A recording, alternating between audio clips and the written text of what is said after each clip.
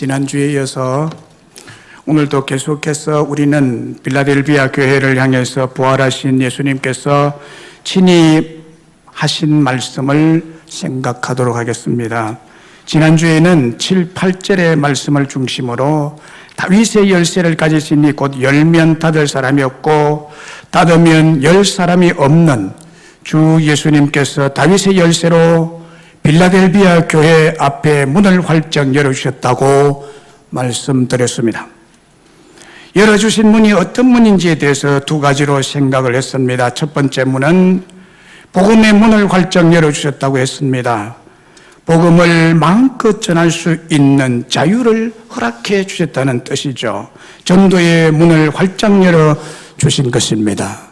우리나라에도 우리 하나님께서 이렇게 전도의 문, 복음의 문을 활짝 열어주신 줄로 믿습니다. 반대로 공산주의 국가나 이슬람 국가에서는 마음대로 예수님의 복음을 전할 수가 없습니다. 이런 나라들에는 복음의 문이 굳게 닫혔다고 보죠.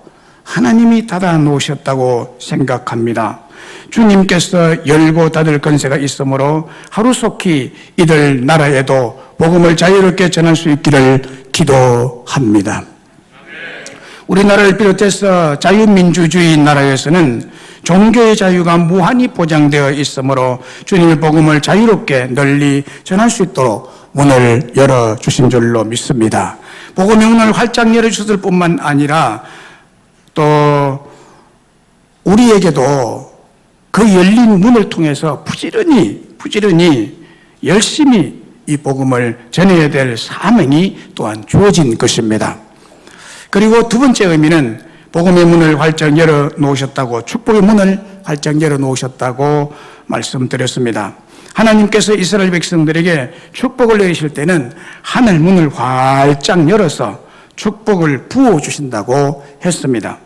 특별히 말라기 3장 10절에는 놀라운 약속을 하셨습니다. 만군의 여호와가 이르노라 너희의 온전한 11조를 창고에 들여 나의 집에 양식이 있게 하고 그것으로 나를 시험하여 내가 하늘문을 열고 너희에게 복을 쌓을 곳이 없도록 붙지 아니하나 보라, 시험해 보라고 했습니다. 온전한 11조의 규례를 실행하는 자에게는 하나님께서 하늘문을 열고 축복을 쌓을 곳이 없도록 부어주신다고 했습니다. 그렇게 하지 아니하는지 11조를 한번 해봐라 이렇게 말씀하죠.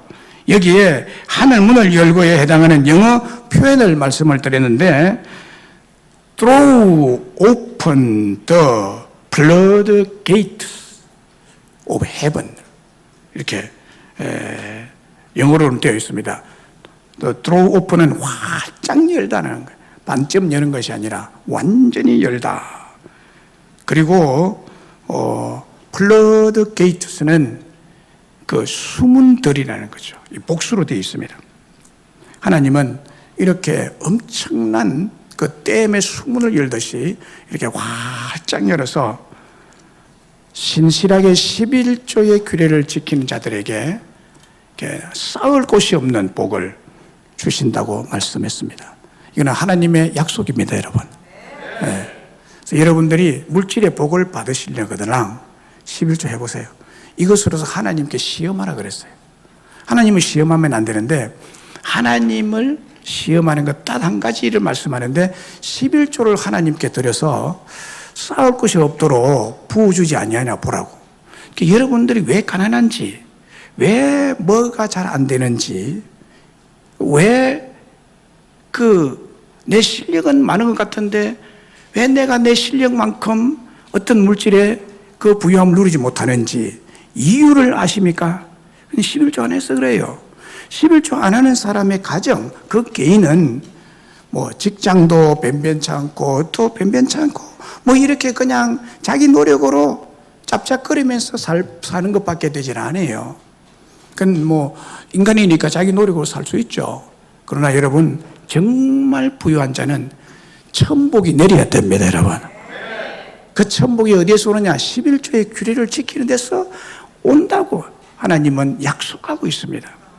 이 약속을 여러분 믿으시기를 바랍니다. 그래서 이때 하늘문을 열어주신다는 거예요. 문을 열어주신다. 오늘은 그 두 번째 말씀으로 은혜를 받고자 합니다. 두 번째 하신 은혜의 말씀이 뭡니까? 빌라델비아 교회를 향해서 두 번째 은혜의 말씀은 예수님은 우리를 사랑하시는 증거를 보여주신다고 했습니다. 우리를 사랑하는 증거를 교회에 드러내고 개인의 앞길에 드러낸다고 하십니다. 오늘 본문 9절에 보면 보라 사탄의 회당 곧 자칭 유대인이라나 그렇지 아니하고 거짓말하는 자들 중에서 몇을 내게 주어 그들로 와서 네 발 앞에 절하게 하고 내가 너를 사랑하는 줄을 알게 하리라. 아멘. 빌라델비아 교회 그 당시에는 소아시아의 로마의 식민지였습니다. 소아시아는. 빌라델비아 교회가 있는 지역도 다 로마의 식민지, 로마 통치에 있었습니다. 로마의 통치를 받고 있을 때였습니다. 로마는 황제 예배를 내세워서 기독교를 악랄하게 비판했고 그 기간이 장장 300년이라는 세월이었습니다. 얼마나 많은 기간을 이 개신교 기독교, 물론 로마가 구약의 시대부터 있습니다. 구약에 예수님 오시기 전 1000년, 예수님 오신 후 1000년, 로마가 유럽 세계를 정복해서 다스린 때는 2000년의 세월을 다스렸습니다. 로마가 그렇게 다스렸는데, 특별히 이제 예수님 오시고 난 다음에 이 개신교 피파가 300년이라는 기간 동안에 개신교를 황제 숭배 때문에 이 핍박을 굉장히 받았습니다. 황제 숭배가 황제가 주다가 아니라 주 예수 그리스도가 주님이시다 하는 크리스천들은 완전히 멸하려고 했죠. 이런 무서운 박해가 계속되자 생명의 위협이 두려워서 교회를 등지고 주님이신 예수님을 버리고 떠나는 사람들이 참 많았다고 합니다. 그리고 이교도와 타협하는 교인들까지도 생겨나게 되었습니다. 뿐만 아니라 아예 타락해서 세상으로 나가는 교인들도 많이 있었습니다. 이런 밖에서부터 들어오는 비판만이 아니라 교회 자체 안에, 교회 안에서 일어나는 이단의 도전도 이 빌라델비아 교회에 있었습니다. 그 이단은 오늘 본문 9절에 언급한 대로 사탄의 회당 곧 자칭 유대인이라나 그렇지 아니하고 거짓말하는 자들이 이 빌라델비아 교회 안에 있었습니다.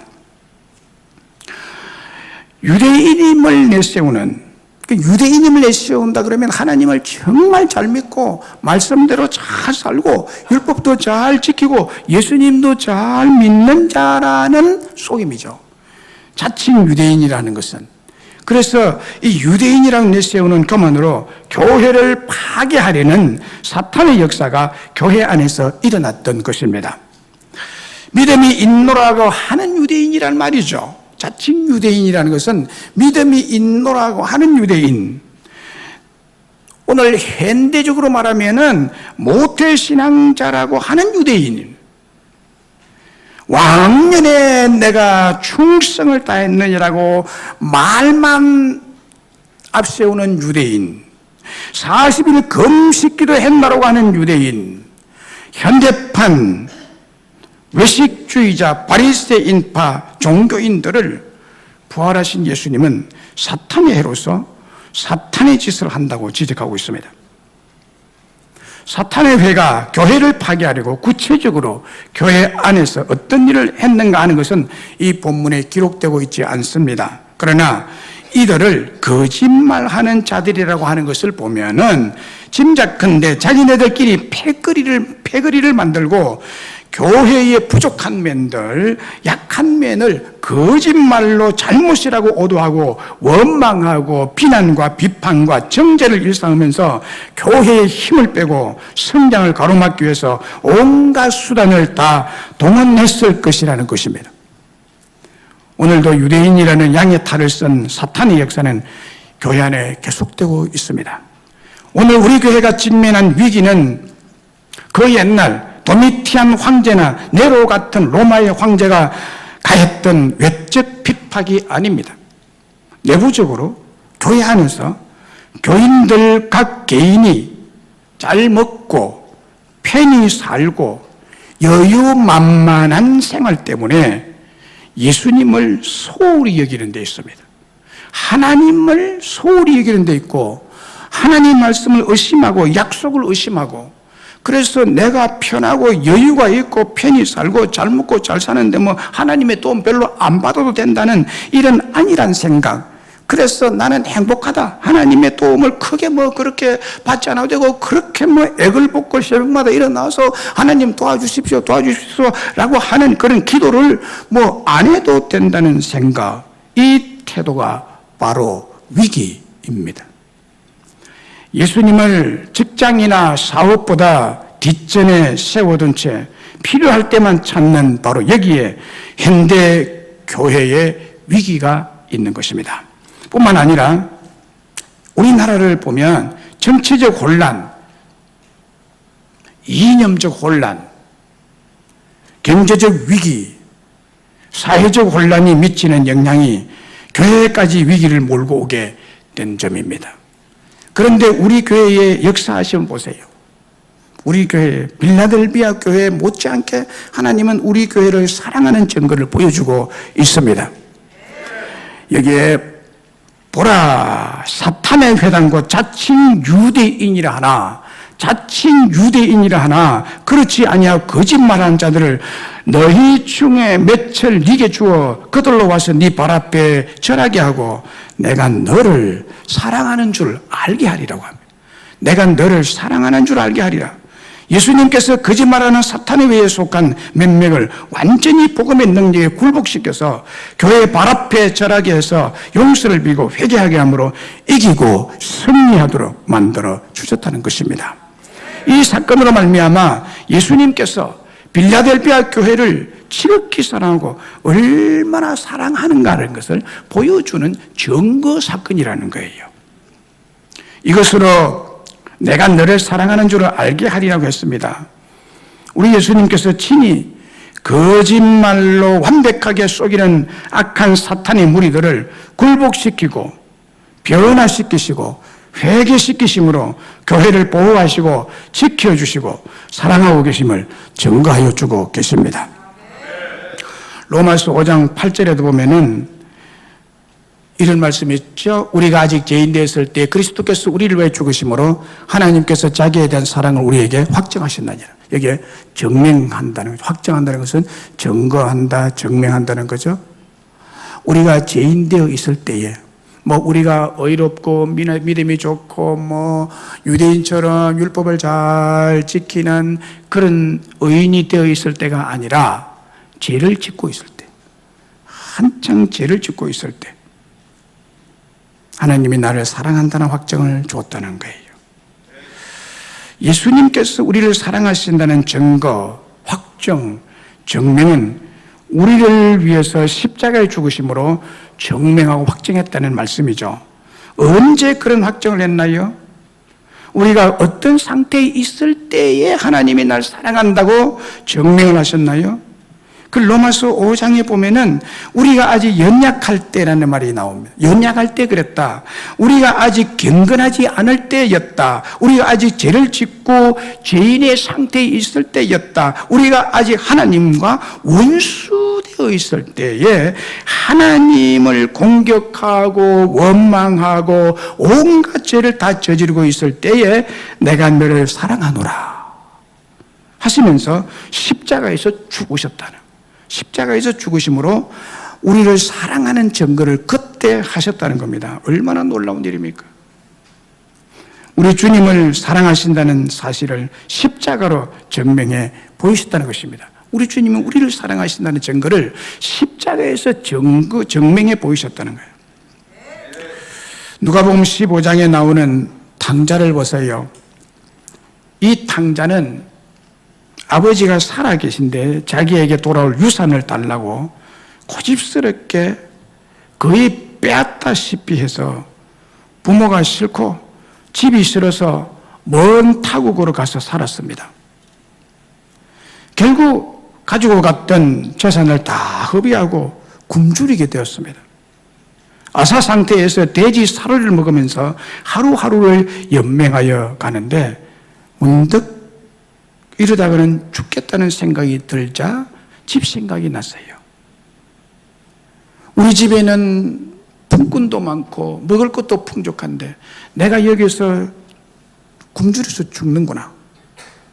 이러다가는 내가 죽겠다. 그래서 아버지 집이 생각이 난 거예요. 그리고 아버지에 가서 아들이 아니라 품꾼의 하나로, 종으로, 머슴으로 써달라고 간청하기로 마음을 굳게 먹고 집으로 돌아오죠. 그런데 아버지는 그런 아들도 사랑해서 집 나간 그 시간부터 오랫동안 돌아올 때까지 기다리고 있었죠. 돌아온 아들을 향해서 아버지의 사랑의 증거가 이렇습니다. 아버지는 종들에게 이르되 제일 좋은 옷을 내어다 입히라. 그리고 손에 가락지를 끼우라. 발에 신을 신기라. 그리고 살찐 송아지를 끌어다 잡으라. 우리가 먹고 즐기자. 이 내 아들은 죽었다가 다시 살아났으며 내가 잃었다가 다시 얻은 아들이다 하고 정말 사랑하는 표시로, 그 증거로 큰 잔치를 베풀어 주죠. 큰 잔치를 베풀어. 이게 아버지가 아들을 향한 사랑의 표시입니다. 아버지가 아들을 향한 사랑의 증거입니다. 큰 잔치를 베풀어 주므로 아들을 사랑하는 증거로서 모든 이웃 사람들도 함께 즐거워했다고 기록하고 있죠. 아버지가 탕자 아들을 사랑하는 증거는 제일 좋은 옷을 지어 입혔다. 손에 가락지를 끼웠다. 발에 신을 신겼다. 살찐 송아지를 끌어다가 큰 잔치를 베풀고 기뻐하고 즐겼던 것처럼 우리 아버지 하나님께서도 우리와 우리 교회를 너무 사랑하심으로 그런 사랑의 증거들을 보여주고 계십니다. 우리에게 보여주시는 확실한 사랑의 증거가 뭘까요? 지금 이 위기의 시국에 우리 명성교회의 예배를 성공적으로 드릴 수 있도록 지켜주신 줄로 믿습니다. 또 우리 교인들의 생업과 가정을 지켜주시고 한 사람도 코로나19에 감염된 사람 없이 건강을 지켜주신 줄로 믿습니다. 빌라델비아 교회 앞에 사탄의 무리인 유대인들을 무릎 꿇어 절하게 하므로 빌라델비아 교회가 이기도록 하셨죠. 이것이 이긴 것 자체가 중요하지만은 그보다 더 중요한 것은 내가 너를 사랑하고 있다는 증거야 하는 거예요. 이처럼 이 모든 사실이 주 예수님께서 우리 교회도 사랑하신다는 증거를 보여주고 있는 줄로 믿습니다. 계속해서 이길 것입니다. 시인 하인에는 이렇게 말했습니다. 인생이 아름다운 것은 하늘에 별이 있고 바다에는 진주가 있고 땅에는 꽃이 있고 무엇보다도 우리의 가슴에는 사랑이 있기 때문이다 라고 했습니다. 인생이 아름다운 것은 뭐냐? 하늘에 별도 있고 바다에 진주가 땅에 꽃도 있고 무엇보다도 우리 가슴에 사랑이 있기 때문에 우리의 인생이 아름답다는 거예요. 그렇습니다. 교회가 아름다운 것이 뭘까요? 교회가 아름다운 것은 별보다도 진주보다도 꽃보다도 예수님의 사랑의 증거가 교회에 새겨져 있고 우리 가슴에 새겨져 있고 교회를 통해서 우리가 사랑을 배울 수 있기 때문인 것입니다. 주님께서 우리를 사랑하신다는 증거를 여러분 교회를 통해서 여러분들에게 알려주고 계십니다. 할렐루야. 요한일서 5장 9절로 11절에 이렇게 말씀하고 있습니다. 만일 우리가 사람들의 증언을 말할진대 하나님의 증거는 더욱 크도다. 사람의 증거도 증거이지만은 하나님이 우리를 증거하는 증거는 더욱더 크고 확실하도다. 하나님의 증거는 이것이니 그의 아들에 대하여 증거하신 것이니라. 하나님의 아들을 믿는 자는 자기 안에 증거가 있고 하나님 믿지 아니한 자는 하나님을 거짓말하는 자로 만드나니 이는 하나님께서 그 아들에 대하여 증언하신 증거를 믿지 아니함이니라. 또 증거는 이것이니 하나님이 우리에게 영생을 주신 것과 이 생명이 그의 아들 안에 있는 그것이니라. 하나님이 우리를 사랑하는 증거가 뭐예요? 하나님이 우리를 사랑하는 증거는 이것이라고 말합니다. 하나님이 우리를 사랑하고 교회를 사랑하는 증거는 하나님이 우리에게 영생을 주신 것입니다. 할렐루야. 하나님이 이 생명을 그의 아들 안에 있는 그것이라. 그 예수 그리스도의 생명을 내 안에 받아들인 것이 증거라는 것입니다. 하나님의 증거는요, 너무나 확실하고 큽니다. 하나님의 증거는 바로 이것이라고. 하나님의 아들을 믿는 것이 증거라고. 하나님이 나를 사랑하는 증거입니다. 내가 하나님의 아들 예수를 믿는 것은 하나님이 나를 너무 사랑해서 믿게 하신 거죠. 믿게 하신 거예요. 여러분, 어떤 사람은요, 아무리 믿으려도 믿어지가 안 돼요. 믿어지지가 않는데요. 한번 믿어보려고 했는데 안 믿어져요. 여기 앉아있는 분들 중에 혹 어떤 분이 하나님을 믿으려도 믿어지지 아니하고 하나님 말씀 믿으려도 믿어지지 아니하고 도저히 문이 꽉 막힌 것처럼 정신이 캄캄해가지고 말씀 들으면 들을수록 캄캄한 사람들. 참, 그 증거는 뭘까요? 하나님이 버린 증거일지 모르죠. 하나님의 사랑의 증거는 여러분, 내 안에 영생이 있다는 것이, 하나님이 나를 얼마나 사랑하는지, 그 사랑이 얼마나 큰지 너무너무 큰 증거, 내가 예수를 믿는다는 사실입니다, 여러분. 그래서 우리는 이 명성교회를 사랑해야 될 줄로 믿습니다. 왜 교회를 사랑해야 할까요? 구체적으로 말씀드리면 교회는 예수님의 몸이기 때문에 사랑하셔야 됩니다. 예수님을 사랑하듯이 사랑하는 것이 교회를 사랑하는 것입니다. 왜 교회를 사랑하는 것입니까? 교회가 예수님의 몸입니다, 여러분. 이 교회가 예수님의 몸이에요. 그래서 이 교회를 어지럽게 만드는 사람은 교회를 해치는, 예수님 몸을 해치는 거예요. 로마 군병처럼 예수님, 십자가 못 박힌 예수님을 해초리로 치는 것과 마찬가지예요. 에베소서 1장 22절 23절에 또 만물을 그의 발 아래 복종하게 하시고 그를 만물 위에 교회의 머리로 삼으셨느니라. 교회는 그의 몸이니 만물 안에서 만물을 충만하시는 이의 충만이니라. 예수님은 교회의 머리이십니다. 교회는 그의 몸이며 우리들은 예수님의 몸에 붙은 지체들입니다. 그러므로 우리도 그의 몸인 교회입니다. 사도행전 9장에 보면은 바울이 새로 큰 부흥을 이루고 있는 그야말로 신흥 종교, 기독교가 크게 새롭게 일어났습니다. 예수님이 부활하고 난 다음에, 성천하고 난 다음에 새로운 유대교회의 새로운 기독교가 엄청나게 불어났습니다. 하루에 3,000명씩 5,000명씩 수많은 군중들이 예루살렘에 모여들었습니다. 다 크리스천들입니다. 예수님이 주님이라고 하는 사람들입니다. 그런데 바울이 보니까 이 무리들을 없애야 유대교가 건전하고 존재할 수가 있다고 생각했습니다. 기독교 때문에 유대교가 위협을 받는다고 생각했습니다. 그래서 바울의 생각은 기독교를 말살해야 하나님께 충성하는 것이라고 그는 생각했습니다. 그래서 기독교의 뿌리를 뽑기 위해서 박해의 선봉자가 됩니다. 어느 날 다메섹에 있는 예수님 믿는 무리들인 교회를 잠멸하기 위해서 내려가고 있었습니다. 그날 정오쯤 되었을 때 호련히 하늘로부터 빛이 그를 둘러 비췄습니다. 눈을 뜰 수 없었던 강렬한 빛 때문에 그는 땅에 갑자기 엎드러지고 맙니다. 그때 그 빛 속에서 음성이 들렸습니다. 사도행전 9장 4절 5절에 사울아 사울아 네가 어찌하여 나를 핍박하느냐. 대답하되 주여 누구시니까. 이러시되 나는 네가 박해하는 예수라. 나는 네가 박해하는 예수라 했습니다. 바울은 교회와 거기에 속한 교인들을 핍박했지 예수님을 직접 핍박한 것은 아닙니다. 예수님을 직접 핍박하려야 할 수가 없습니다. 예수님이 이미 성천하고 안 계십니다. 그러니까 예수님이 세워놓으신 교회를 핍박한 것입니다. 그런데 부활하신 예수님께서 빛 가운데 나타나셔서 하시는 말씀이 나는 네가 핍박하는 예수라.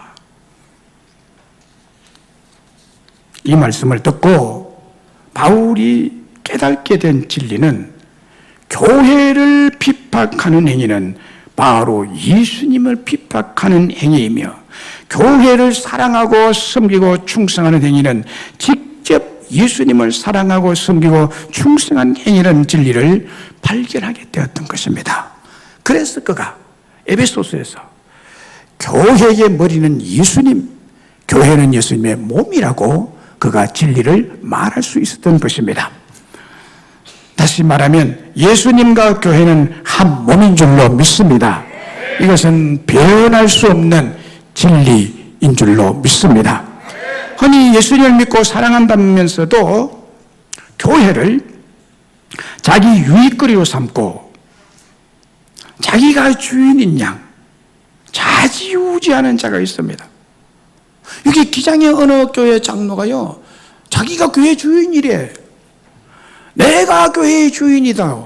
그 열쇠를 막 자기 마음대로 바꾸고, 번호 있는 번호키 열쇠를, 번호를 자기 마음대로 바꿔버리고, 목사님도 계신데 자기 마음대로 바꿔버리고, 자기 마음에 안 들면 교회 문을 잠가버리고, 목사도 못 들어오게 만들고, 그러면 네가 왜 이러냐? 내가 교회의 주인이다 이러는. 무식하기 거지없어요. 예수님을 믿고 사랑한다면서도 이런 자가 있어요. 때로는 교회 안에서 교회를 어지럽히고, 교회를 핍박하고, 교회의 제도가 있고, 교회에 그 나름대로의 규례가 있는데, 이 규례를 부인하고, 거부하고, 불순종하고, 교회의 권위를 인정하지 않고, 교회를 비방하고, 따르지 않는 사람들이 많습니다. 이것은 예수님과 교회의 관계를 모르는 사람들이고, 그래서 예수님을 믿지도 않고 사랑하지도 않는 사람들이죠. 사랑하는 여러분, 교회는 구주 예수님의 몸입니다. 그러므로 예수님이 교회의 주인이십니다. 예수님의 몸인 교회를 사랑하는 사람은 머리이신 예수님을 사랑하는 것입니다. 에베소서 5장 29절 30절에 보면 이런 말씀이 기록되어 있습니다. 누구든지 언제나 자기 육체를 미워하지 않고 오직 양육하여 보호하기를 그리스도께서 교회의 함과 같이 하나니 우리는 그의 몸의 지체임이라. 예수님을 믿는 우리들은 그 몸의 지체임이라고 밝히고 있습니다. 이 때문에 이 지체들도 예수님의 몸의 한 부분입니다. 여러분이 예수님을 진실로 믿는다면, 예수님이 나의 구세주로 믿어진다면 여러분은 예수님 몸의 지체입니다. 예수님 몸에 붙은 가지들이다 이 말이죠. 그래서 예수님께서 몸의 지체인 우리들을 어떻게 합니까? 양육하고 보호하고 계십니다. 전에 가졌던 우리 성경에는 이 두 단어를 합해서 간단하게 한 단어로 표현했죠. 보양하고 있다 그랬습니다. 보호하고 양육한다는 거죠. 그리고 예수님 자신이 교회를 자신의 핏값으로 지불하고 사셔서 세우셨기 때문에 이 교회를 얼마나 사랑하는지 몰라요. 그렇습니다. 예수님께서 자신의 핏값을 지불하고 사신 교회이기 때문에 사랑하십니다. 그러므로 우리도 교회를 사랑하셔야 됩니다. 일반 주택이나 빌딩은 돈만 있으면 지을 수 있습니다. 돈만 있으면 지을 수 있어요. 그러나 여러분, 교회는 돈으로 짓는 것이 아니에요. 물론 돈이 들지만 돈으로 짓는 것이 아니에요. 사람이 세우는 것도 아닙니다. 예수님의 피로 예수님께서 친히 세우신 예수님의 몸이 이 교회인 것입니다. 사자 새끼가 혼자 놀 때는 약하기 거지없습니다. 약하기 거지없어요. 그런데요, 새끼가 놀다가요, 위험에 노출될 때 어미가 보고 있다가요, 강렬한 힘을 발휘해서 새끼를 보호합니다. 새끼를 껴안습니다. 하물며 피로 사서 세우신 자신의 몸인 교회가 위기에 봉착했을 때 주님 보고 계실까요? 절대로 그럴 수 없는 거예요. 자신의 몸이기 때문에 주 예수님은 교회를 방치하거나 교회를 버려두시거나 교회를 포기하지 않으시고 강력한 능력으로 양육하고 보호하여 가시는 줄로 믿습니다. 음부의 권세가 해치지 못하도록 지키시고 보호하시고 때로는 친히 공격해서 싸우셔서 그 패거리를 물리치시는 분이십니다. 예수님께서 그토록 보호하시고 양육하시고 아끼는 교회이기 때문에 우리도 이 교회를 사랑하셔야 됩니다. 요한일서 4장 10절 11절에 사랑은 여기 있으니 우리가 하나님을 사랑하는 것이 아니요 하나님은 우리를 사랑하사 우리 죄를 속하기 위하여 화목제물로 그 아들을 보내셨습니다. 사랑하는 자들아, 하나님이 이같이 우리를 사랑하셨은즉 우리도 서로 사랑하는 것이 마땅하도다. 할렐루야. 하나님이 이같이 우리를 사랑하셨은즉 우리도 서로 사랑하는 것이 마땅하도다. 주 예수님과 우리 교회와의 맺은 관계를 말합니다. 예수님과 우리 교회, 예수님과 나와의 관계, 그 관계는 무슨 관계로 맺어져 있느냐? 사랑으로 맺어진 관계라는 거예요. 사랑의 관계로 맺어진 관계입니다, 여러분. 교회가 머리 되신 예수님께서, 교회의 머리 되신 예수님께서 교회를 위해서, 거기에 속한 우리 한 사람 한 사람을 위해서 목숨까지 바치는 화목제물이 되기까지 사랑을 쏟아 부어주셨습니다. 피 한 방울 물 한 방울 남김없이 부어준 것은 그 핏방울은 바로 사랑의 핏방울이었습니다. 그러므로 우리와 예수님과 맺어진 관계는 사랑의 관계로 맺어졌습니다. 뿐만 아니라 우리 예수님의 몸인 교회와의 관계도 사랑의 관계로 맺어졌기 때문에 우리는 예수님을 사랑하고 교회를 사랑해야 됩니다. 사랑해야 됩니다. 그럼 어떻게 사랑할까요? 어떻게 사랑할까요? 신명기 28장 1절로 14절에 보면은 하나님께서 축복하시는 축복을 말씀하고 있습니다. 소위 축복장이죠. 그 축복은 하나님을 사랑함으로 하나님의 말씀과 명령을 순종하고 청종하면 거기에 축복을, 나열한 그 축복을 다 주겠다고 합니다. 다 주겠다고. 하나님 말씀과 명령을 청종하면 주신다고 했습니다. 여기에 신명기 28장 1절에 보면 네가 네 하나님 여호와의 말씀을 삼가 듣고 조심스럽게 듣고라는 거죠. 조심스럽게 듣고 내가 오늘 네게 명령하는 그의 모든 명령을 지켜 행하면 네 하나님 여호와께서 너를 세계 모든 민족 위에 뛰어나게 할 것이라. 세계 모든 민족 위에 뛰어나게 세계 1등 가는 사람이 되게 하리라는 것입니다. 네가 네 하나님 여호와의 말씀을 청종하면 이 모든 복이 내게 임하며 내게 이르리니 여호와께서 너를 머리가 되고 꼬리가 되지 않게 하시며 위에만 있고 아래에 있지 않게 하리니 오직 너는 내가 오늘 네게 명령하는 네 하나님 여호와의 명령을 듣고 지켜 행하며 내가 오늘 네게 명령하는 그 말씀을 떠나 좌로나 우로나 치우치지 아니하고 다른 신을 따라 섬기지 아니하면 이와 같이 복을 받으리라 말씀합니다. 하나님 여호와의 말씀을 삼가 듣고 오늘 우리에게 명령하는 그 모든 명령을 지켜 행하고 순종하고 실천하고 하나님 여호와의 말씀을 청종하고 복종해라. 좌우로나 치우치지 말라. 좌우로도 가지 말고 우로도 가지 말고 곧바로 말씀이 명하는 그 영역 안에서 행하라. 그리고 우상을 섬기지 않는 사랑으로 사랑해야 한다는 거예요. 다시 말하면 이 말씀이 한마디로 얘기하면 존중입니다. 하나님을 존중해라. 존중사랑은 말씀을 청종하고 순종하고 좌로나 우로나 치우치지 않는 사랑입니다. 그렇게 사랑해라. 어떻게 사랑할까? 그렇게 사랑해라. 어떤 사랑? 존중사랑을 해라. 그리고 신명기 6장 5절에 보면 너는 마음을 다하고 뜻을 다하고 힘을 다하여 네 하나님 여호와를 사랑하라 라고 했습니다. 사랑할 때 어떻게 하라고요? 마음을 다하고 뜻을 다하고 힘을 다하여 사랑해라고. 마가복음 12장 30절에도 네 마음을 다하고 목숨을 다하고 뜻을 다하고 힘을 다하여 주 너희 하나님을 사랑하라. 어떻게 사랑할까? 이렇게 사랑해라.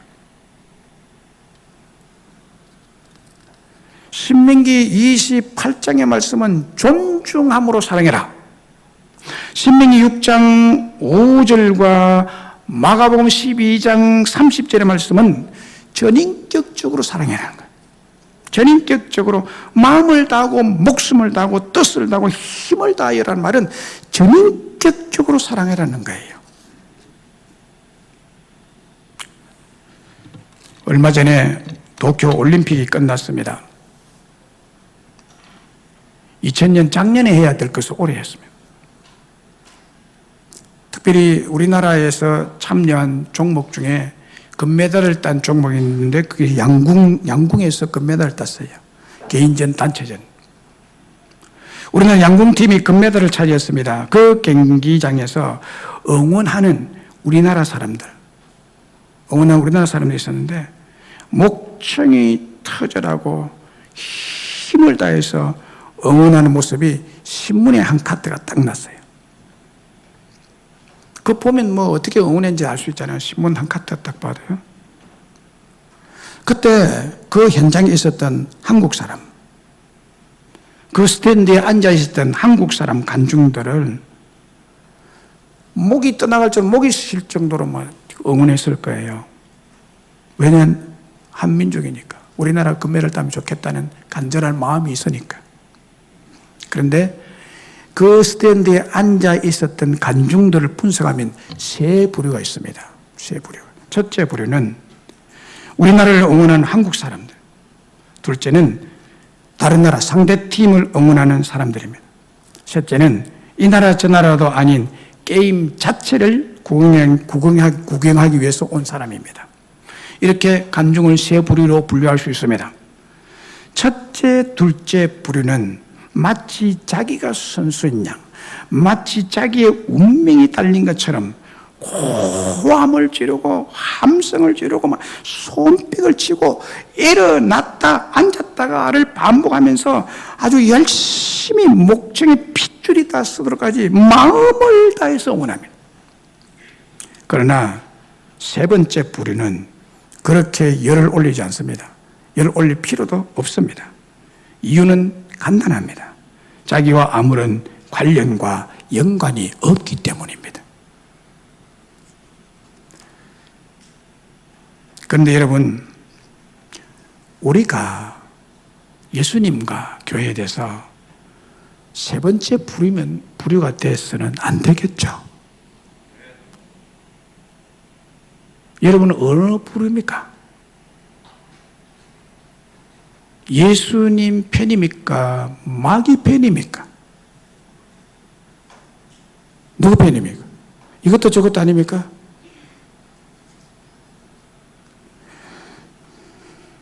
그렇기 때문에 우리는 이 교회를 사랑해야 될 줄로 믿습니다. 우리는 교회와 주님과의 관계는 사랑의 관계. 사랑의 관계, 깊은 사랑의 관계로 맺어진 관계, 그 관계로 살고 있습니다. 그 관계로 신앙생활을 합니다. 그렇기 때문에 저와 여러분은 이 교회를 생명 바쳐 사랑해야 되고요. 존중심을 가지고 전인격적으로 사랑해야 될 줄로 믿습니다. 말씀을 맺습니다. 사랑하는 여러분, 지난주에 이어서 오늘도 계속해서 우리는 필라델피아 교회를 향해서 부활하신 예수님께서 하신 말씀인 본문 9절의 말씀으로 주님의 말씀을 나누었습니다. 내가 너를 사랑하는 줄을 알게 하리라.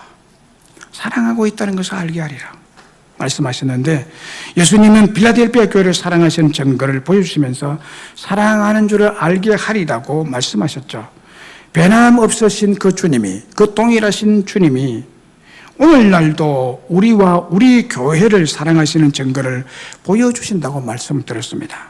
오늘 본문의 언급대로 사탄의 회당, 곧 자칭 유대인이라나 그렇지 아니하고 거짓말하는 자들이 필라델피아 교회에 들어왔습니다. 거짓으로, 외식으로 유대인의 옷을 입고 들어온 이 사탄의 교만한 무리들이 교회를 파괴하려는 시도를 했던 것입니다. 사탄의 역사가 교회 안에서 일어나므로 교회는 위기에 봉착했죠. 그런데 우리 예수님께서 이 거짓말하는 사탄의 회에 속한 몇 명을 완전히 복음의 능력에 굴복시켜서 교회 발 앞에 절하게 했습니다. 이는 교회 앞에서 회개했다는 거예요. 잘못했습니다라고 용서를 빌고 회개함으로 교회가 이기도록, 교회가 승리하도록 예수님이 친히 싸우신 것입니다. 예수님 친히 싸우신. 이 교회가 다음 주에 설교하겠지만 적은 능력을 가진 자입니다. 그러니까 이 사탄의 회에 거대한 조직이 이길 수 없습니다. 예수님이 직접 나서지 않으면 안 돼요. 여러분, 말을 잘 안 들으면 예수님이 직접 나섭니다. 어떻게 될지 모르죠. 언제 임할지 모르죠, 심판이. 예수님은 살아계십니다. 하나님은 지금도 살아계십니다. 불꽃 같은 눈동자로 여러분 개인의 삶과 심령을 살피고 계십니다. 아무도 주님의 심판 앞에 피할 자는 없습니다. 그래서 주님은 이 사탄의 회를 완전히 이김으로, 패배시킴으로, 굴복시킴으로 교회가 승리하도록, 이기도록 만들어 주셨다는 것입니다. 이 사건으로 말미암아 예수님께서 빌라델피아 교회를 지극히 사랑한다는 증거를 보여줬습니다. 그래서 이 빌라델피아 교인들은요, 책망을 한마디도 안 들었어요. 이 증거를 보여주니까 너무너무 감격스러웠죠. 너무너무 확신이 들었죠. 그래서 교회를 더욱 이 빌라델피아 교회 성도는 사랑했습니다. 왜 사랑할까요? 예수님과 교회는 한 몸이기 때문에. 이 교회는 예수님의 몸이기 때문에 사랑해야 되고, 그리고 예수님께서 친히 교회를 양육하고 보호하시기 때문에 사랑해야 되고, 그리고 예수님과 맺어진 사랑의 관계 때문에 우리는 교회를 사랑해야 한다고 말씀드렸습니다. 어떻게 해야 된다고요? 존중심으로, 전인격적으로 마음을 다하고 목숨을 다하고 뜻을 다하고 힘을 다하여 주의 하나님과 거기에 계신 교회를 사랑하라고 말씀드렸습니다. 정말 우리들은 교회를 사랑하되 말로만 아닙니다. 눈가림만 아닙니다. 외식적으로 사랑하지 말고 지극정성으로 사랑해서 우리를 사랑하시고 계신 주님의 사랑에 보답하며 사시기를 주의 이름으로 간절히 바랍니다. 존중심으로 사랑으로 살려가시고 섬깁시다. 그러면 그렇게 하면 하나님의 축복이 여러분에게 임할 줄로 믿습니다. 그 축복이 어떤 축복이랍니까? 성읍에서도 복을 받고 들에서도 복을 받고 자녀들과 토지소산과 강주리와 떡방죽 그릇이 복을 받고 우리가 들어봐도 복을 받고 나가도 복을 받을 줄로 믿습니다. 특별히 부활하신 주님께서 그 능력으로 우리를 대적하기 위해 일어난 적군들을 우리 앞에서 패하게 하시고 그들이 한 길로 들어왔지만은 우리 앞에서 7길로 도망하고 패하게 만들어 주실 줄로 믿습니다. 우리에게 승리를 안겨주시는 축복이 있을 줄로 믿습니다. 보라, 사탄의 회당 곧 자칭 유대인이라나 그렇지 아니하고 거짓말하던 자 중에서 맷을 네게 주어 그들이 와서 네 발 앞에 절하게 하고 내가 너를 사랑하는 줄을 알게 하리라고 하신 말씀대로, 그 말씀대로 우리 교회와 여러분과 여러분의 자녀들을 사랑하시는 하나님의 그 큰 사랑으로 말미암아 사탄을 이기고 죄를 이기고 승리하고 놀라운 하나님의 축복을 풍성히 받아 누리는 저와 여러분 되시기를 주의 이름으로 축복합니다.